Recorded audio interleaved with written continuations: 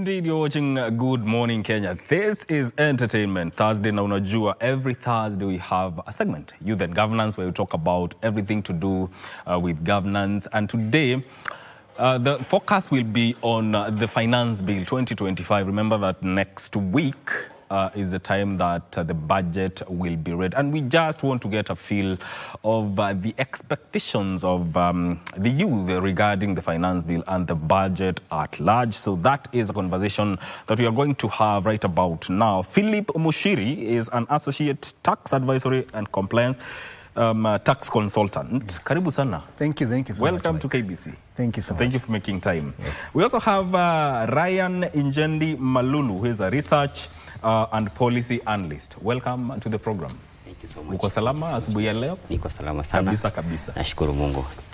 Let's delve right into it. And I'll start with you, Ryan. Yeah. What do you think of the proposed finance bill of 2025-2026? Basically, the finance bill 2025-2026 has been a good bill, and evidently there's been no mandamano, there's been no so much fuse from the young Kenyans. So in a nutshell, I can say that the proposals in the budget are quite progressive. They have much focus on the youth. And basically the government is focusing on health and agriculture, which has been given much emphasis in the bill, in the proposed estimates and everything.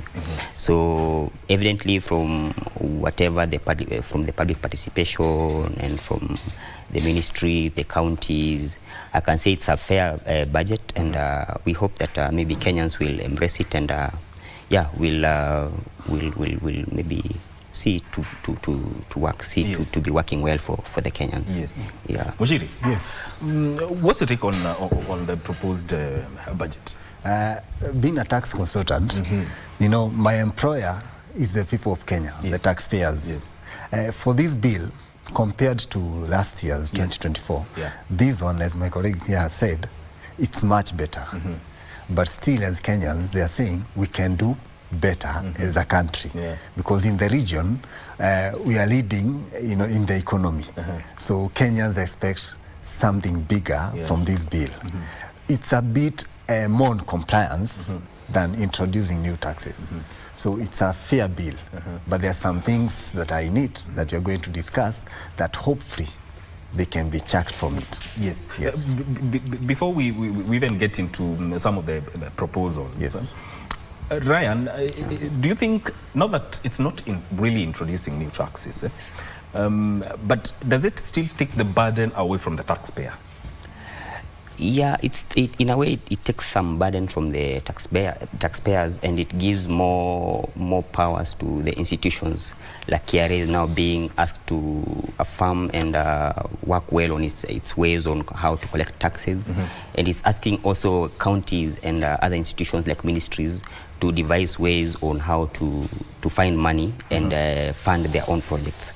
So the burden on wananchi is kidogo, it's been meant to be constant. Yes. But the idea of how to raise revenue, and the government itself is going for, if you look at the bill itself, yeah, it's focusing on concessional loans, yes, other than commercial loans. You know, initially the government was focusing more on commercial loan, but now from these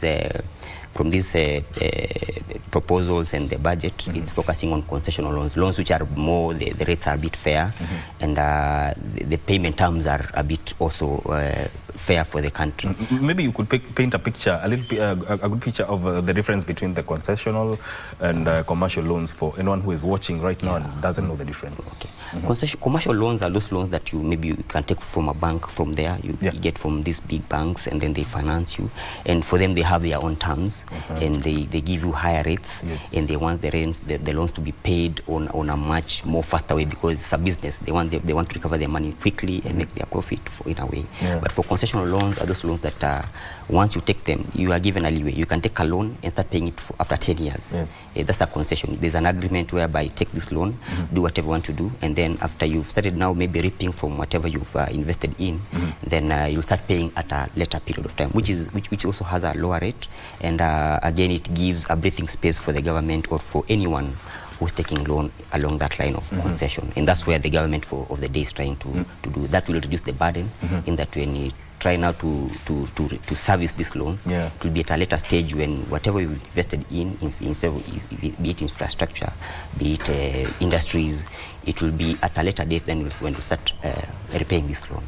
So that's where the concession bit of the loan is coming in, where the government of the day is trying to focus on this budget. Yes. Ah, nice. You know, Mushiri, yes, there are several proposals that are being introduced in this bill. One of them is increased per diem exemptions. That is tax-free daily allowance provided by employers to increase from 2,000 to 10,000. There's also corporate tax incentive for startups.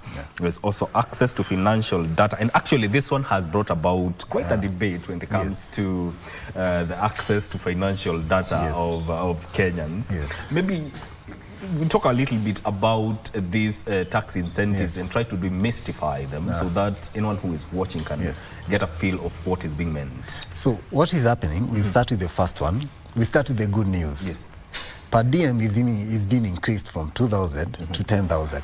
What is happening for the common mwananchi to understand clearly is, Mike, you're employed.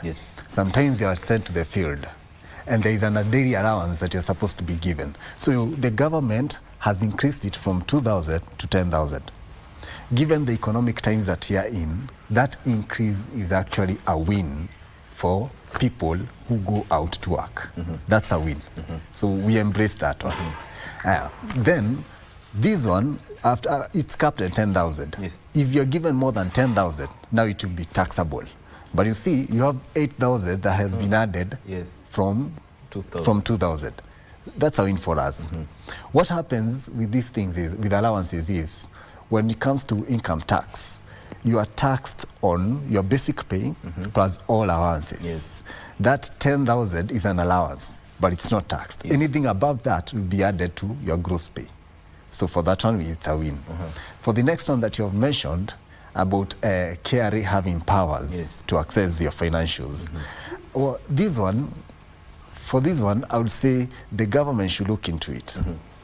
Reason being, Kenyans are not comfortable when someone can get your financial data at any time without prior authorization. As a tax consultant, when I deal with taxes, with tax assessments, KRA do ask for these bank statements, certified bank statements. And we go to the taxpayers, they go to the bank, they are given the bank statement, it's signed by the bank, you provide to KRA. That is okay. But for them accessing without authorization, that is what Kenyans are not comfortable with. Now, when it comes to startup tax incentives, Ryan, does it encourage innovation and entrepreneurship, given the way they have put it? Just to also echo on what my friend is talking, just to on the initial question on KRA going to people's that information, personal information. I think this is whereby we as the youth we should come in and talk about, try to now relook at the Data Protection Act. You know, it's a very important act which protects people. It protects you and me from my personal information. So as KRA and other institutions which are working with government come in and trying to go into our personal data, we should also look at the Data Protection Act. What does it say? So here now my friend here is our Kili. We can through him and other people who are like-minded, we can look at it and see at what point does this KRA and maybe Safaricom or any other institution that wants to mine our data, at what point does it reach and stop? Because they can access our data, but at what point does it end in terms of getting information? On your question on startup, does it encourage entrepreneurship and innovation when it comes to the incentives that are being proposed? Especially for people, young people, who are more now inclined into getting into business, starting something online, something of the sort. I think it's a good thing because from the onset it shows you the importance of paying taxes.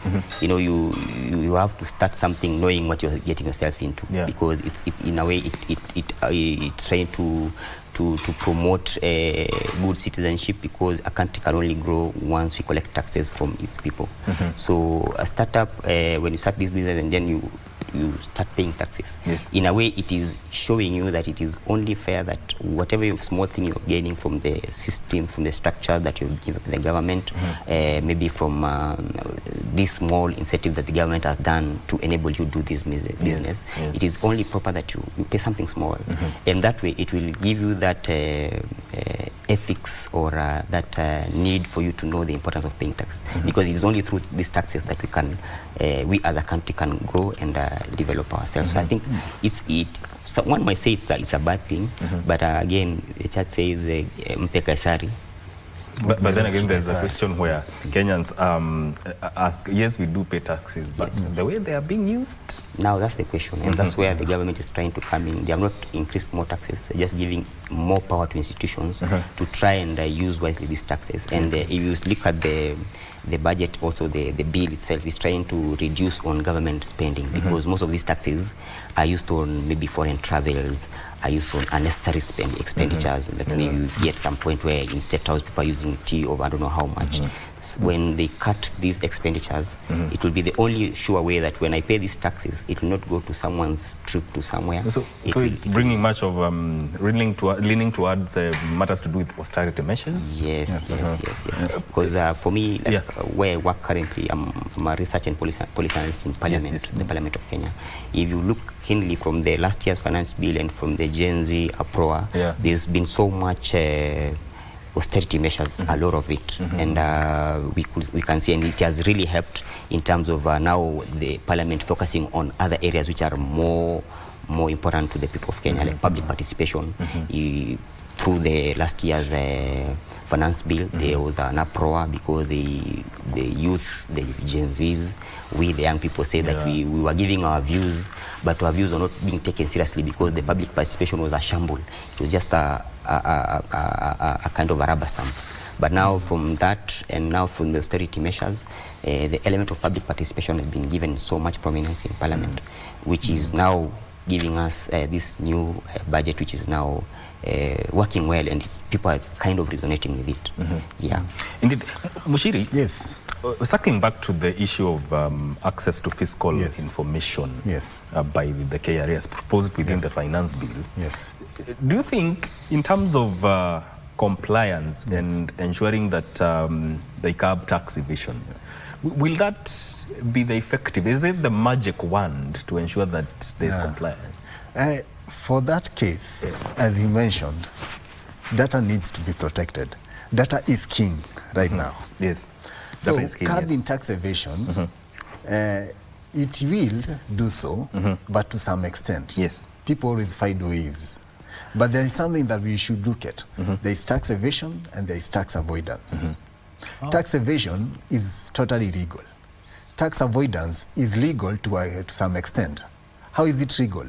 For an employer who is taking advantage of, say, you've bought these machines, and when you're buying them, you're issued an eatings receipt. You're going to utilize that as a deduction. So you're not going to pay tax on that, because that's an expense on your side.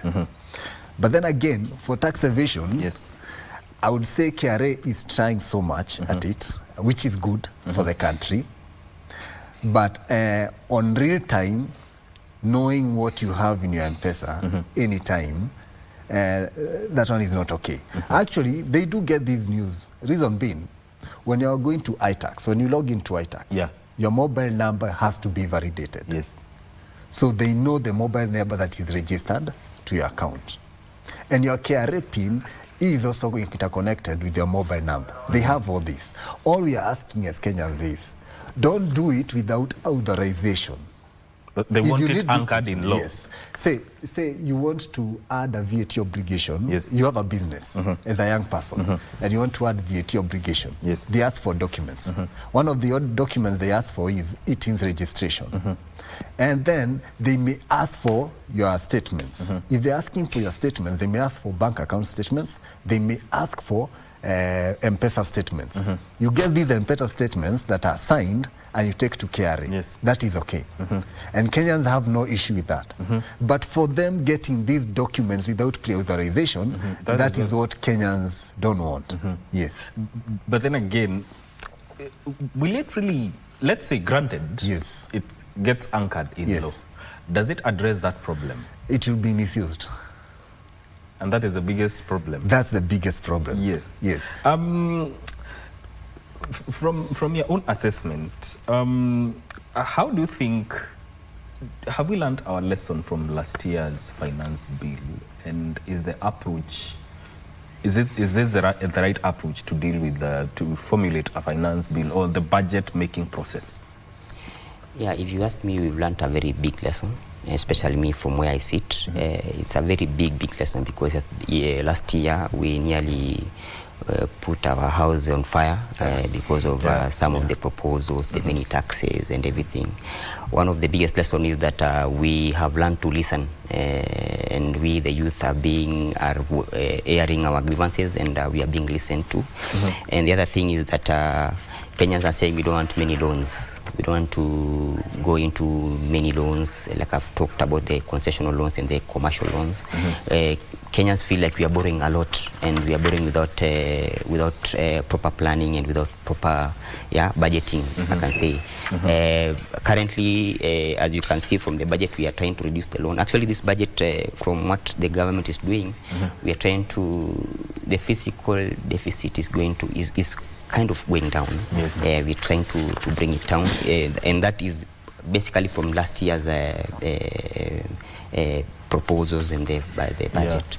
The other thing is that from last year's happenings and today, you can see that in this budget, if you look at it keenly, they've given so much money to the young people. Yeah, if you look at going by the better bottom-up economic agenda, they've given so much funding to young people, which shows that last year's efforts are bearing fruit this year, because like you look at things to do with the youth empowerment and economic empowerment, something like the NYS has been given a lot of money. They've been given around 11.8 billion. If you look at things to do like Kenya Jobs, economic transformation, it's been given a lot of money. If you look at the help, has been added a lot of money. So from last year's happenings to this year, there's been a lot of improvements, and the budget is a bit reasonable. And I can say there's been so much. Maybe you could speak a little on the value-added tax, because it touches on VAT. Yes. For value-added tax, what is happening? They have not added in the rates. The rate for standard rate is still at 16%. But there is something that the government has done, and that is bring on board e-teams. And it's saying, for any purchase that you're making, for any sale that you're making, you need an electronic invoice. Now, that one is integrated with KRA systems, so it's on real time. If Mike sells this machine, KRA gets to know that you've sold. That is a very okay for mobilization of revenue. If you want to do input tax, you have to have those e-teams invoices. Now, this is for all businesses. But as a tax consultant, I really want to tell Kenyans, if you're not on e-teams, find a way of reaching out to me, and I'll make sure that you're on e-teams if you have a business. And on VAT, there is something else, Mike, that I think this finance bill has brought in that we are hoping it can be scrapped out. The thing is, for the finance bill, it has brought in zero-rated supplies to exempt supplies. As a tax accountant, what that means is something that is zero-rated. You as a manufacturer, and you get some inputs that you buy, and you pay VAT on them. Then afterwards, you're supposed to claim VAT on that product. When you're selling zero-rated purchases, when you're selling zero-rated supplies, you can't charge VAT, but you can get input tax from that. Now, since government has moved that zero rate to exempt, that means you as the manufacturer, you can't claim that input tax. That tax will be passed down to the last consumer, meaning a product will be more expensive. That's why you see youths in Kenya are up in arms. Reason being, some of the proposed things that have been proposed from zero rate to exempt, farm inputs, an example, pharmaceutical products for making medicines, that's another example. And another one is electric motorcycles, electric buses. They've been moved from zero to exempt. So it's going to make these products to be a bit expensive. What I would tell our CAs, our IBO CAs body, kindly, if they can still remain to be zero rated, taking them to exempt, yes, exempt you're not paying anything. Manufacturer, he cannot claim input tax, and that to a bit be more a bit price. Falls on the manufacturer? The last burden falls on the consumer. So if the manufacturers has used, say, $1 million shillings in production of these, and there is 16%, there is 160,000% on top. Yeah. The manufacturers, the way it is, because we are currently using Finance Bill 2023, yes. The way it is, the manufacturer can claim that 160,000. So that burden will not be passed to the consumer. But if the manufacturer will not be able to claim that 160,000, then that 160,000, the manufacturer will pass it down to the last consumer. So, Ryan, how do we balance this to ensure there is fairness? What I can say is that, you know, when you make a decision, sometimes there are repercussions, there are some challenges which you have to bear. So in this case, it's an issue, the zero-rated and a tax-exempt discussion was there in the last financial bill. Yes. But I think the government has decided to make a decision, to take a decision. So for me, if you ask me, of course, the burden is on the manufacturer, but at the end of the day, the burden falls back to the consumer. So it's a lose-lose or say win-win kind of situation, because the manufacturer will lose at some point, but again the consumer at some point might lose because of paying more than whatever he was supposed to pay for the product. So it's a situation whereby if you ask me, which also brings out a very important aspect of why public participation ought to happen. Yes, it's very important for public participation. And I would urge the government, you know, we youths are exposed to so many platforms. Let them talk, and when they are talking, they will give good views, and it's a good thing. For this one, it's not all items. The Finance Bill 2025 is actually okay to some extent. To a bigger extent, it's very okay. But some of these things, just change. If it's related to exempt, let it remain so, so that the prices can be at least can be affordable to everybody. Now, I'll touch on something. What I'm going to touch on is supply of solar and lithium. Yes. Now, this one has been moved to from zero rate to exempt. Same scenario that I was talking about. So solar systems will be a bit expensive. And we are also trying to move to other forms of getting energy, okay? And then something else. If the government wants people to embrace Finance Bill 2025, just make sure that everything that is in that document, it's a 136-page document, just make sure that everything on it, as we said, it's not adding new taxes, but it's bringing compliance. Just make sure that there is public participation that is open to everybody. And something else, Mike, we are saying it's not adding new taxes, but as a tax consultant, we read between the lines. There is something called DST, Digital Service Tax. Digital Service Tax started with way back in 2020, Finance Bill 2020-2021. It was for residents and non-residents. Then it was repaired to be for non-residents, okay? Then this time, at that time it was at 3%. What the government has done, they have done a good thing. They have reduced the rate from 3% to 1.5%.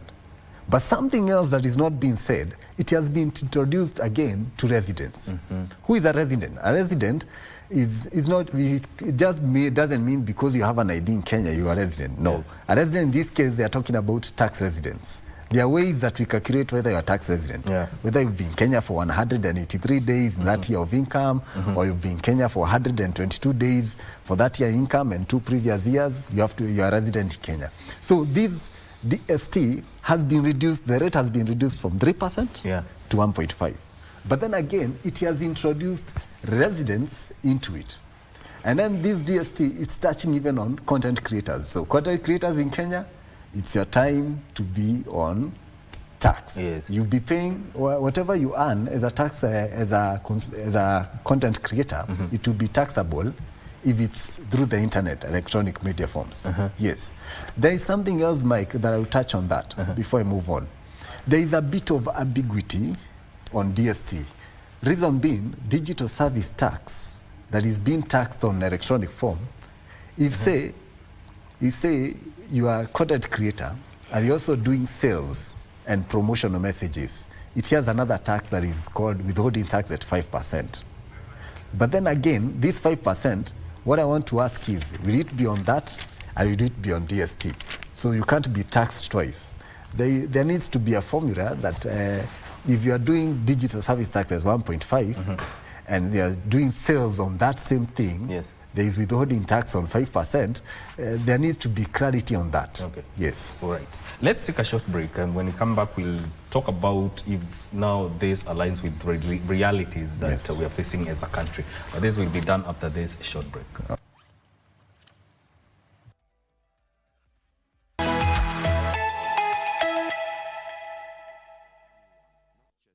You're just in time to watch Good Morning Kenya. Conversation on air right now is about the finance bill of 2025. Given that next week, the budget for the financial year 2025-2026 will be presented in Parliament on Thursday next week. Ryan, when it comes to all everything to do with the finance bill and the budget of 2025-2026, does it speak to the realities that Kenya is facing now? We're talking about the cost of living, the economic times. Do you think it's speaking to the realities of it? Yeah, it does. It speaks to the reality of times, because as you have clearly explained, it has not increased taxes on the basic needs. So that again, it tells you that it is speaking to the reality of times. And just like I was telling you, I was explaining earlier, the bill or the budget has focused on youth, and you can see it is also giving so much money, not so much money, it's allocating some money to the sanitary towels, around 940 billion, which again, it shows that it is having concern to the women, to our girl child in the society. So also on the issue to do with the Higher Education Loans Board, you know, education is a very serious issue, and it has focused on it. It is giving it a lot of money. I think it's around 11 billion. On the medical sector, in the health sector, it has given him some money, some billions of money there.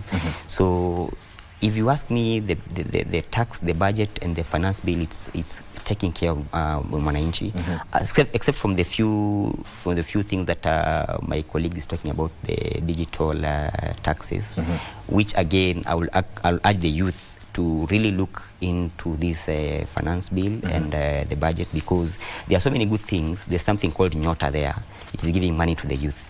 So if we young people look keenly and follow through, I could have listed some of these opportunities for young people, which are just money which are there, which if we as young people, because basic needs or our needs starts by us accessing money from our government, and which the government has given so much prominence, and we are being urged as young people, because you are the ones who made the last year's finance bill to fall. So this year the government is giving us so much money for us to be able to access this money, for us to improve ourselves. Of course, there's the digital tax, which most Kenyans are now going digitally, but there are some other ways. Like if you go to the sports and creativity, there's a fund called Sports, Arts and Social Development Fund. It has been given around 17.34 billion. So these are people who are good in sports, people who are good in athletics, people who are good in football. Even there's the sports academy. There's been given around 194 million. You know, such incentives for young people will make us young people not to really suffer and also maintain our living standard, because if you are good and you know there's some money there and you are good in a particular area, and you are good maybe in digital and these other areas, you can go and access that money. And if there are issues, that's when you can now raise our voices. There was this money that we given now in terms of Nyota, in terms of Uwezo Fund. It has been given so much money also. this bill has given is speaking so much to the mwananchi, and because of last year's reactions, and now it's being given so much prominence, and it's being talked about so much, and it is focusing on the real mwananchi out there. Bushiri, when it comes to digital asset taxation, if used well, fairly, is it going to encourage entrepreneurship and legitimize the same in the digital space? Yes, everybody, if you're earning money in Kenya, that's revenue for the government. There is something that my dad said one day, that you are born not to be helped by the government, but for you to help the government. So yes, as Kenyan youth, we should actually embrace paying taxes. The only question is, are they being utilized for the cause that we are doing? Is it bringing in something to the common mwananchi? How? In terms of services. You get taxed, you want to see services. You want to see healthcare. You want to see road networks. You want to see education. It's very easy for the government to actually bring on board youths in paying taxes. They want to pay taxes. Case in point, Mike, you've seen someone who is in a dilemma in Kenya. And an influencer just raises the issue on Facebook or anywhere on Twitter, on X. Kenyans actually, they do mchango for that person in droves, in millions, right? So Kenyans have no qualms in paying taxes. Just make sure that what it is doing, what is supposed to be done. And then I want to touch on good news, good news on this bill. The one good news is sports. There is something called sports expenditure. If you're an investor and you're starting, you want to invest in a sports academy here. Now, this bill has proposed that the monies that you use for this, you can actually claim it. That is going to encourage more investors to invest in sports in Kenya. And then I will touch on something else that we hope that will be scrapped. KRA is proposing, this bill is proposing that KRA can issue something called an agency notice, even in a tribunal or a case that is ongoing. For that one, what is happening is, if you are a taxpayer, say I'm in business, and I have an issue with KRA, there is an assessment that is going on. Then we go to tribunal or we go to high court. The case is active, but KRA is saying that they can issue an agency notice. An agency notice is issued even to your banks. They can close your bank accounts that in a way that you cannot operate, and the case is active. So what we are saying as Kenyans is, kindly, don't give them that powers. If a case is active, don't let KRA give an agency notice. Because if they give an agency notice that you can't operate your bank accounts, you can't do business. And a case might take years actually. Right? So we are hoping that the bill, they get to scrap some of these things. But then as it is, there are some good things that are there. So let's see what the CS will do for us in the next 1 or 7 days. Is the budget too ambitious? We're talking about 4.3 trillion. Compared to last year, it's not very ambitious because, like I said, the focus is mainly to maintain the physical deficit. That's where the focus is. And currently now, even if it's too ambitious, I can't say it's very ambitious because now the government is trying other ways, like I told you, other ways on how to raise funds, to raise revenue, to give more focus on KRA and other institutions to raise revenue and to collect taxes, to widen the tax bracket. That's where now they are bringing in the content creators, just to make sure that not to increase taxes, but just to widen. Because, like I said about tax avoidance and tax evasion, to try and seal these loopholes to enable the government to raise more money. It might seem over ambitious, but if you look at it keenly, there's a trajectory. Because if you look keenly, the fiscal deficit as of now, it's at 5.3% of the GDP, and the focus is for it to be at 2.7% of the GDP by 2027-28 budget, 2027-29 financial year. So there's that. It is ambitious, but in a way it is it is having a kind of a focus to try and reduce that fiscal deficit whereby we are living within our means. Yeah, that's my take on the. Do you think we are punching above our weight? I don't think we are punching above our weight as Kenyans. Reason being, as of 30th April 2025, yes, KRA was able to correct more than 2.1 trillion. Yes. It was a 6.1% rise in correction. So actually, it shows that we Kenyans can actually self-fund ourselves in this budget. Because we are looking at, they're saying they should have at least 2.8 million from normal taxes. Yes. If by April they did 2.1, trust me, they're going to make it. And one of the reasons why KRA was able to correct this, it's something called amnesty. Amnesty is given up to 30th June 2025, but it's for cases that are to 30th June 2023 for those cases. 2024 year is not on amnesty. We are hoping as the youth that CS body can decide that before 30th June 2025, they can increase the amnesty period to cover up to the year 2024. The reason KRA was able to correct is, what amnesty is doing is, if say you have no principal tax, but you have penalties and interest, the amnesty government that gave, it said it's going to clear those penalties. How talipa K2 as a youth? You see? So if CS body can just increase the amnesty period and say it will cover year 2024, it's going to help so many startups, so many taxpayers. And we are hoping it's going to. If they manage to correct 2.1, then the deficit can be achievable, actually. Yes. You know, we can sit here and talk so much about, there's a lot to talk about when it comes to budget. But I want to give you each a minute to give your final closing remarks. Let me start with you, Ryan. Youth in Kenya, I think your voice has been heard from last year's participation in the finance bill in a very rigorous and very focused manner. It has brought us to this state whereby now we're looking at issues soberly as young people. And as you can see now, we the youth are the next frontiers. We are the guys now taking up this space. For a long time we've been told that we are the leaders of tomorrow. Our tomorrow is today. And clearly from last year, you spoke, we've been heard, and today we are here, and we are having these discussions. As you can see here on the bench, we are only young people who are talking about these matters. Our presenter here, Mike, is a young guy, and I can see some of the people who are in the Nini are young people. So it's our time now for us to take up these matters and focus on these issues.